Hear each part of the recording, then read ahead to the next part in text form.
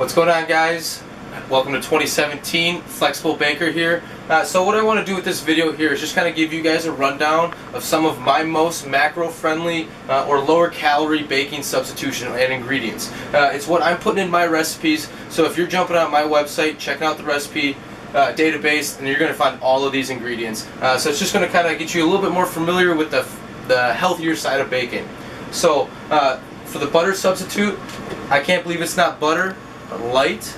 It's only 4.5 grams of fat per serving, and I also use, can't believe it's not butter, spray as well. Works fantastic. For my flour substitutes, for the lower calorie option, you got coconut flour. This is a great alternative. You just want to make sure when you're using coconut flour, it really dries out the product, so you want to make sure you're adding in a lot more moisture. I got high protein almond flour. It's made by Almond Pro. This stuff is great. Macro rundown: 5 grams of fat, 7 carbs, 4 of that being fiber, and it's got 14 grams of protein. And that's for 1/4 of a cup. So this thing can really lower the fat, keep the carbs low, and really bump up that protein. And last but not least, just take oatmeal, old-fashioned oats, quick oats, it doesn't matter. Blend that up and it makes oat flour. Usually pretty low calorie. Some, depending on the oats, are a little bit higher in fat, so you just want to watch that. Fat-free cream cheese. This stuff works great for making any types of frosting, cheesecakes, anything like that. Sugar-free, fat-free Jello pudding mix. This is great for making, again, frostings. It helps bring some moisture into products. And then, you can get chocolate, banana, key lime. I mean, there's so many different flavors. Gotta have your protein powder. I got MuscleTech NitroTech Cinnamon Swirl. I love this stuff. I used this in, recently it was in my cherry banana chocolate chip bread recipe. It was also in my maple pumpkin spice bar recipe. Both of those were super popular. I got the tried and true trusty Walden's Farms. Right here I got chocolate and maple walnut, but you can't go wrong with the goat of them all, the pancake syrup. It just helps add sweetener.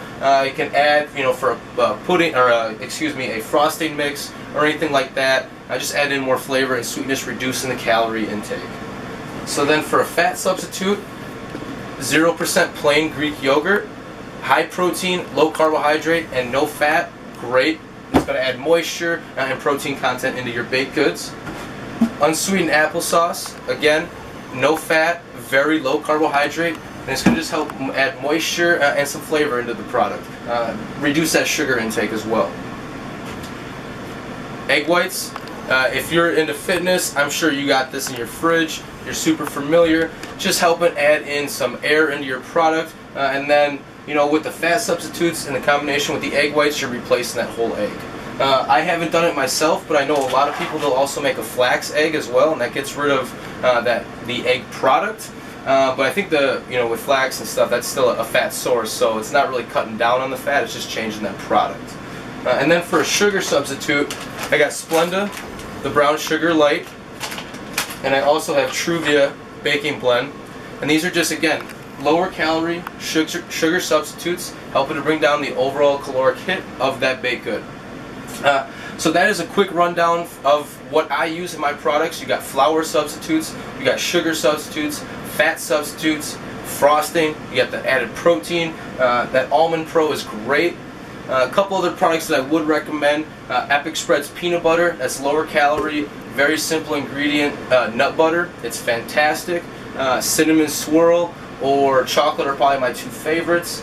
You can use the code DUSTY to save 10% on that.